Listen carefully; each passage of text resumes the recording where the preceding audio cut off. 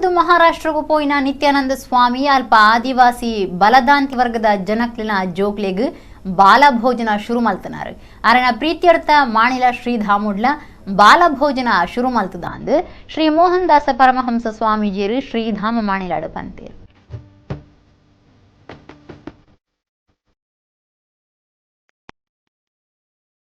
ಬಂಟ್ವಾಳ ತಾಲೂಕು ಶ್ರೀಧಾಮ ಮಾಣಿಲ ಮಹಾಲಕ್ಷ್ಮಿ ಕ್ಷೇತ್ರಗಳು ಬಾಲಭೋಜನ ನಡೆತಂದುಂಡು. ನಿತ್ಯಾನಂದ ಸ್ವಾಮಿಯರು ಮಹಾರಾಷ್ಟ್ರೋಡು ಶುರು ಮಲ್ತಿನ ಬಾಲಭೋಜನ ಕಾರ್ಯಕ್ರಮನು ಶ್ರೀಧಾಮ ಮಾಣಿಲೋಡು ಶ್ರೀ ಮೋಹನ್ ದಾಸ ಪರಮಹಂಸ ಸ್ವಾಮೀಜಿ ಶುರು ಮಲ್ತದೇರು. ಜೋಕ್ಲೆಡ್ದು ಭಜನೆ ಸ್ವಾಮೀಜಿ ಹಿಡಿದು ದೇವರಿಗೆ ನುಪ್ಪುಗು ಪೂಜೆ ಮಲ್ತದು ಬಾಲಭೋಜನ ನಡೆತದೆ.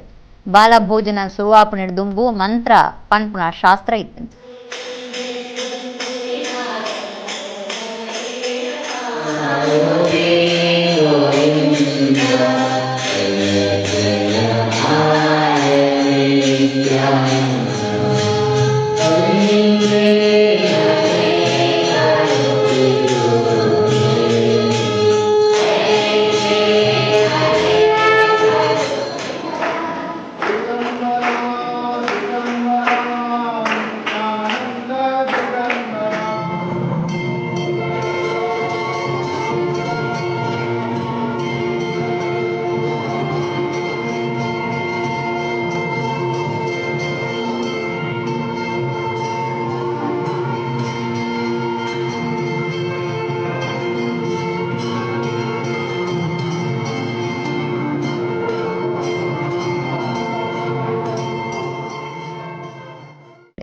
ಈ ಪೊರ್ತುಡು ಮೋಹನ್ ದಾಸ ಸ್ವಾಮೀಜಿಯರು ನಮ್ಮ ಕುಡ್ಲದೊಟ್ಟುಕು ಪಾತಿರ್ದು ಕರಿನ 20 ವರ್ಷರೆಡ್ದು ನಿತ್ಯಾನಂದ ಸ್ವಾಮಿನ ಪ್ರೀತ್ಯರ್ಥವಾದ ಬಾಲಭೋಜನ ನಡಪ ಒಂದು ಬೈದ ಕೇರಳಡ್ದು ಮಂಜೇಶ್ವರಗ ಬತ್ತದು ಅಲ್ಪಡ್ದು ಮಹಾರಾಷ್ಟ್ರಗೂ ಪೋಯಿನ ನಿತ್ಯಾನಂದ ಸ್ವಾಮಿಲು ಆದಿವಾಸಿ ಬಲದಾಂತಿನ ವರ್ಗದ ಜನಕ್ಲಿನ ಜೋಗ್ಲೆಗ್ ಬಾಲಭೋಜನ ಶುರು ಮಲ್ತೇರೆಂದು ಪಂಡೇರು.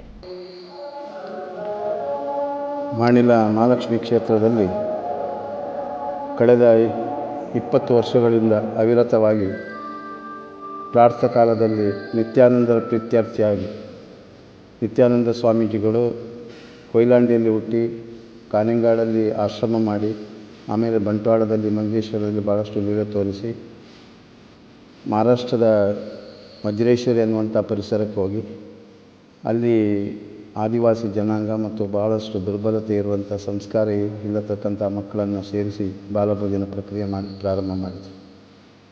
ಆ ಬಾಲಭೋಜನದಿಂದ ಪರಿವರ್ತನೆ ಮತ್ತು ಪರಿಮಾರ್ಜನೆಯ ಜೊತೆಯಲ್ಲಿ ಒಂದು ಮನೆಯಲ್ಲಿ ಮಕ್ಕಳು ಸಹಭೋಜನ ಮಾಡಬೇಕು, ಸಹಚಿಂತನೆ ಮಾಡಬೇಕು, ಆ ಮಕ್ಕಳಲ್ಲಿ ಆ ಭಾವನೆ ಎಳೆ ವಯಸ್ಸಲ್ಲಿ ಉದ್ದೀಪನ ಆಗಬೇಕು ಮತ್ತು ಸಮಾಜದಲ್ಲಿ ಅವರು ಯಾವುದೇ ಜಾತಿ ಮತ ಪಂಥ ಭೇದ ಇಲ್ಲದೆ ಎಲ್ಲರೊಟ್ಟಿಗೆ ಬೆರೆತು ಎಲ್ಲರೊಟ್ಟಿಗೆ ಒಂದಾಗಿ ಆ ಭಾವನಾತ್ಮಕವಾದಂಥ ಪ್ರತಿಕ್ರಿಯೆ ಕೊಡತಕ್ಕಂಥ ಕಾರ್ಯಕ್ರಮ ಬಾಲಭೋಜನ. ಇಲ್ಲಿ ಬಂದು ನಾವು ಫಸ್ಟ್ ಇಲ್ಲಿ ಬರುವಾಗ ಇಲ್ಲಿಂದಲೇ ಟ್ಯೂಷನ್ ಬರ್ತಾ ಇದ್ರಿ. ಅವಾಗ ನಾವು ಇಲ್ಲಿ ಬಂದು ಕಲಿತಾ ಇದ್ವಿ. ತುಂಬ ಮಕ್ಕಳಿದ್ರು, ಆಗಲೇ ಬರ್ತಾ ಇದ್ರು, ಈಗಲೂ ಬರ್ತಾ ಇದ್ದಾರೆ ತುಂಬ ಮಕ್ಕಳು.